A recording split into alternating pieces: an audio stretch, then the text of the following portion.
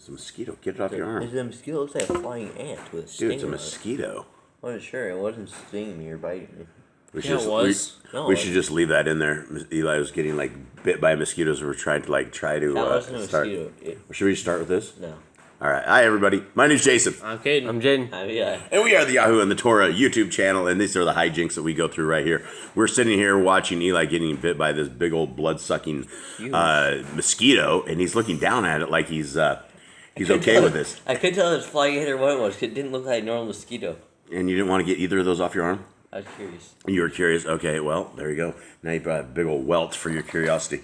Okay, everybody, we'll just leave this in there because this is the Yahoo and the Torah channel. Our family is your family is our family.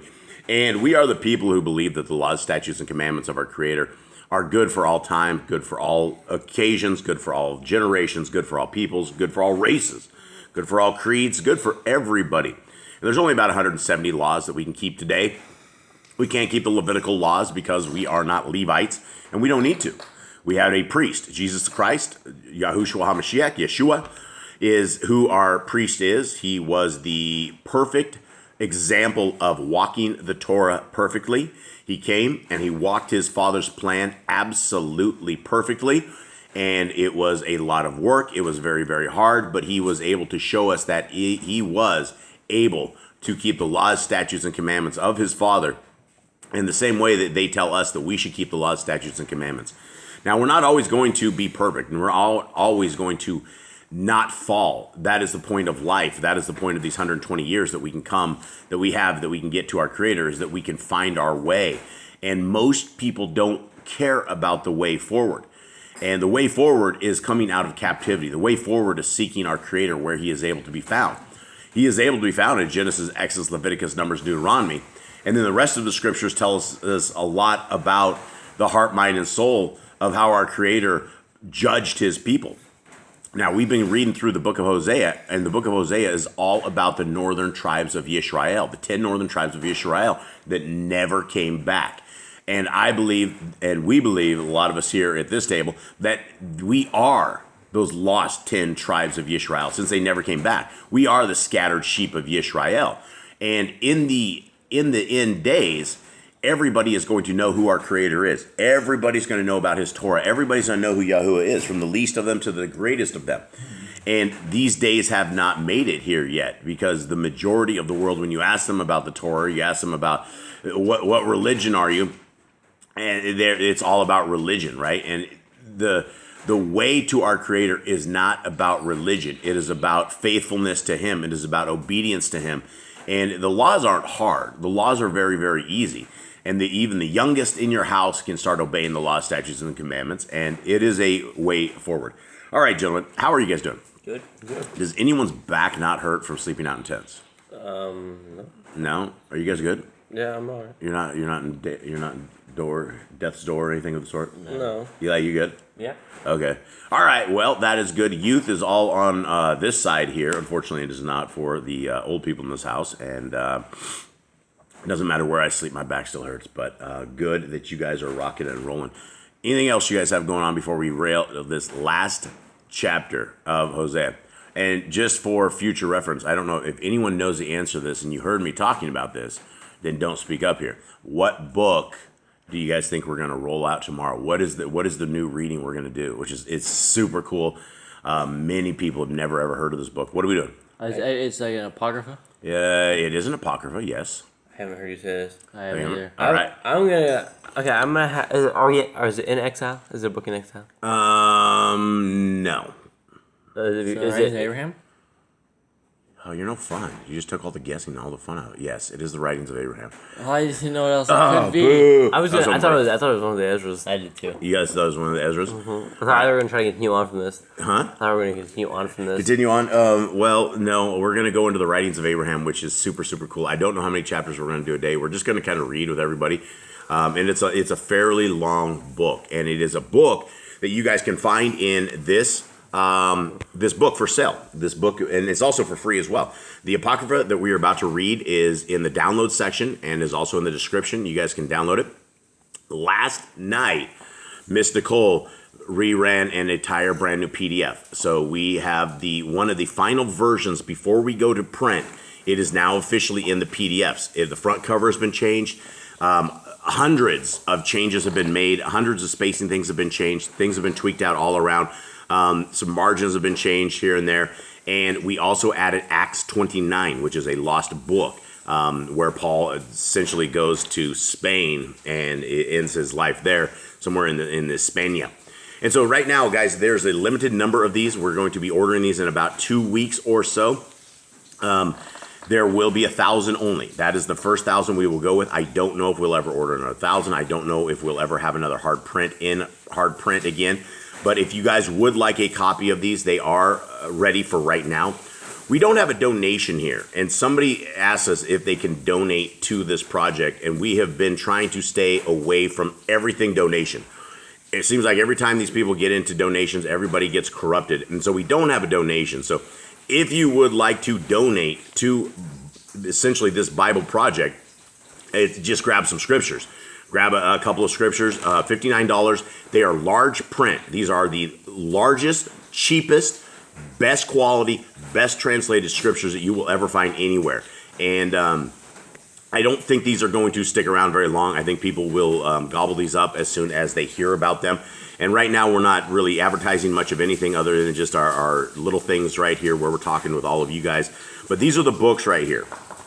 They have all of the Old Testament, the New Testament, and it has all of the Apocrypha, a total of 103 books that you will not find anywhere else for any such price.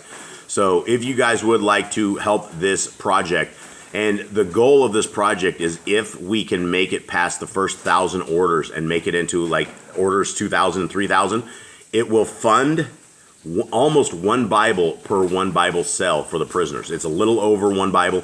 It's like a Bible and a third. If somebody buys a Bible and a third, one full Bible goes into the prisons. And that is what our hopes and dreams are, is that we're trying to build a free Bible printing system. And there's been no other ministry, so-called ministries out there that have done this, because they are extremely corrupted and they're all just sucking down donations off the backs of people.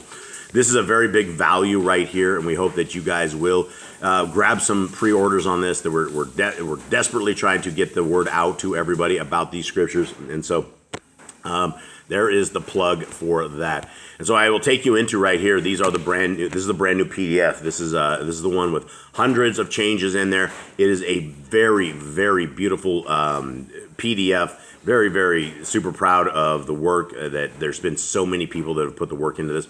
Now you want to make sure that you're reading out of Revision 2, first edition, Revision 2 right there. Check it. If you don't have Revision 2, then you're missing all of the new updates. So if you have the old PDF from us, delete the old PDF, re-download the new PDF. It's all in the description right there. Okay, so we are heading into the book, the final book of Hosea. And I didn't actually bookmark it, so we will just go right here and blow through this. Did I miss it? I think I missed it. No, I didn't. I did. All right. So, and you guys can kind of see as I'm going through this how this PDF works. You guys can see all of this stuff. It is really an amazing PDF. There's been just a tremendous amount of work that has been in, and right now there's about 15 people that are currently proofreading this right now, going through the final touches of this. We have just some really, really great brothers and sisters that are helping us out with this. Our eyes are blurry. There's nearly 1.4 million words in all of this. And so we are trying to get this as perfected as we possibly can. Okay, the last chapter of Hosea. This is calling out to the lost tribes of the people of Israel. This is, at this current point, is calling to the people of Israel. The people that are in wickedness right now, the people that are in idolatry, the people that are worshiping false idols and false different things, all these people that are out there. Miss Nicole is over there like blowing stuff up in the kitchen. I'm not sure what exactly she's doing, but it does sound a little crazier than normal. My apologies for all that. So anyway, I'm so sorry, guys. We have distraction. We have blood-sucking mosquitoes on Eli. Miss Nicole's in the kitchen like firing up grease or something. I don't know what she's firing up, but it's getting loud. Okay. So here we are. This is all for us today. Let us see if we can. I'm going to pause this just for 1 second. All right, things are settling down a little bit here. Here we go. Chapter 14. O Yisrael, return to Yahuwah, your Elohim, for you had stumbled by your wickedness. And this could read literally, oh, John Smith, oh, Anthony Burdoin, whatever your name is out there. This is you. Oh, you clan. Whatever your household clan is, return to Yahuwah, your Elohim. Now, guys, how do we return to our Elohim? What does that mean? You put away your idol worship. You put away all the worldly stuff. You go and follow His commands. Yeah, you follow the laws, statutes, and commandments of our Creator. Now, it's a two-way road, Eli. What is the two ways? How is salvation, when you read scriptures from the front to the back, what does it say that salvation is, and how do you achieve this? By keeping the first 5 books of keeping the Torah, the first 5 books of the Bible, Genesis, Exodus, Leviticus, Numbers, and Deuteronomy, and believing in Yahushua. Right. So as we read this, and just please put your guys' name in this. Oh, your house, return to Yahuwah, your Elohim, for you have stumbled by your wickedness. Take words with you and return to Yahuwah. Say to him, take away all wickedness and accept what is good, and we render the bulls of our lips. Okay, what is this? What is it? What are we saying here? Take away all wickedness. What kind of wickedness? How do we become the children of the Most High? Wait, they're asking for forgiveness here. Yeah, we got to get into repentance, right? We have to turn from our worldly ways. When we realize that we are in captivity, that we are in bondage, that we are people outside of where we should be, we need to realign all of our mindset that we are not able to pull wickedness off in front of our Creator. 3, Ashur does not save us. We do not ride on our horses, nor ever again do we say to the work of our hands, our mighty ones. For the fatherless finds compassion in you. I shall heal their backsliding. I shall love them spontaneously, for my displeasure has turned away from him. Okay, now, this is the thing, is this is all future prophecy, right? Because we are still all scattered to the 4 corners of the earth. They're the 10 tribes of Yisrael, the people who were part of Yah's kingdom back in the day. We're all out in the middle of nowhere. We've just been dispersed as the lost sheep of Yisrael. We're all over. But so this is good stuff, right? When our Creator says, I will heal their backsliding, I shall love them spontaneously. Those are things we want to hear from our Creator. We want to hear that we are in His pleasure, that we are in His will, that He is willing to work with us and to bring us back out of this captivity and bring us to our Elohim Most High, bring us into a land of holiness, into a Kodesha, that we cannot sin against our Creator. 5, I shall be like dew to Yisrael. He shall blossom like the lily and cast out his roots like Lebanon. His branches shall spread, and his splendor shall be an olive tree, and his fragrance like Lebanon. Those who dwell under his shadow shall return. They shall revive like grain and blossom like the vine and become as fragrant as the wine of Lebanon. Guys, these are future promises that our Creator is going to allow us to dwell under his shadow, right? We are going to revive like grain. All of a sudden, the people out there who are the lost sheep of Yisrael, their ears are going to perk up. They're going to get very curious. Something that the Ruach HaKodesh is going to work in them. They're going to start feeling like there's something more to this life, and they're going to start seeking our Creator to the point whenever the millennium reign is, when you look over at your neighbor, they're all going to say they know Yahuwah. They know everything about him. 8, what more has Ephraim to do with idols? It is I who answer and look after him. I am like a green cypress tree. Your fruit comes from me. Who is wise and understands these? Discerning and knows them? Okay, that's a question. What is, who knows this? Who is wise and who understands these?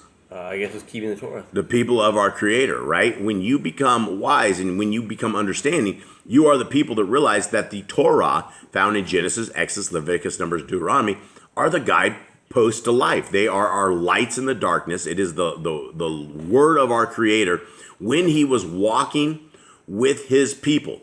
When our Creator decided that he would walk with humanity, this is how he says he would like us how to act. This is how he would like us to obey. This is how he'd like us to worship. This is how he would like us to do all of these. How do we keep the new moons? How do we keep the new months? How do we do all this? Keep Shabbat, right?